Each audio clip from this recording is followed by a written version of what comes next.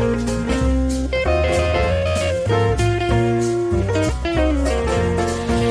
everybody, welcome back to the channel. You're watching and listening to Miss Amira Jyoti on Speak Up Hesitations, and you guys are on Speak Up Hesitations as well. In today's video, we're gonna mix 2-3 topics because they are directly and indirectly connected to each other.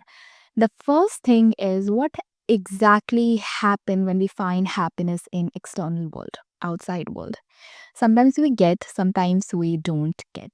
The moment you find happiness in external world, outside world, is most probably because of they're validating you, they're praising you, they're walking parallel with you.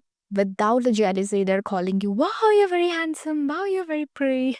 So when outside world is good to you for whatever respectable reasons, you get connected to them because of the validation and the praises you are getting from them, right? And the moment you don't find happiness in external world, that's most probably because of they stopped validating you, they stopped praising you. So happiness here is on and off.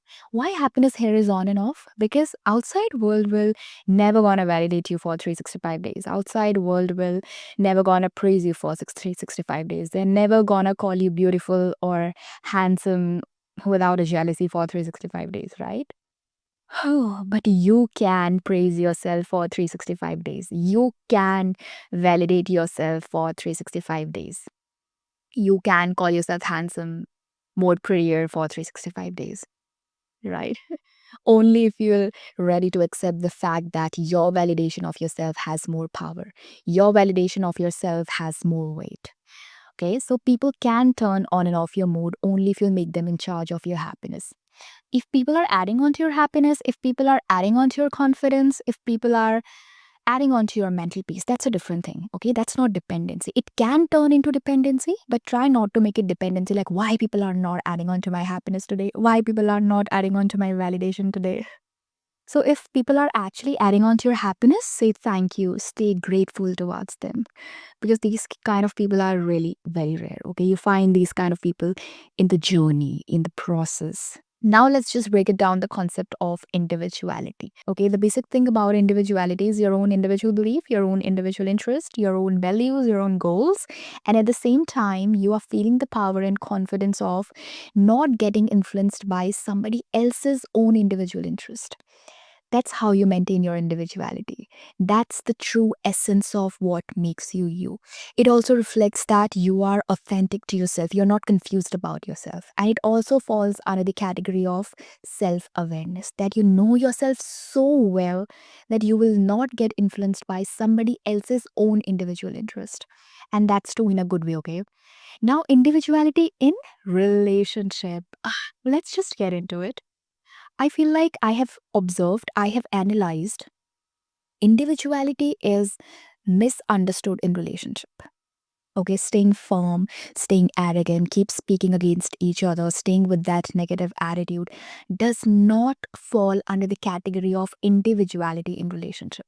Individuality in relationship means you can have your own different individual opinion than your partner. And your partner is not forcing you to have the similar opinion. But if your partner is forcing you to have the similar opinion and you're just doing it because of that constant pressure and not because of you yourself want to agree with them, that's when you lose yourself, which is not important. Just politely let your voice come out, and that too with the right choice of words. You need to completely destroy and delete your arrogance while communicating and explaining your partner your individual opinion, your individual interest. Speaking up always doesn't mean saying, how dare you? Speaking up in relationship means sitting with your partner and explaining them why you can't agree with them, why you have a different opinion, and have deep conversations, okay? Ask questions, give answers, cooperate with your partner as much as you can.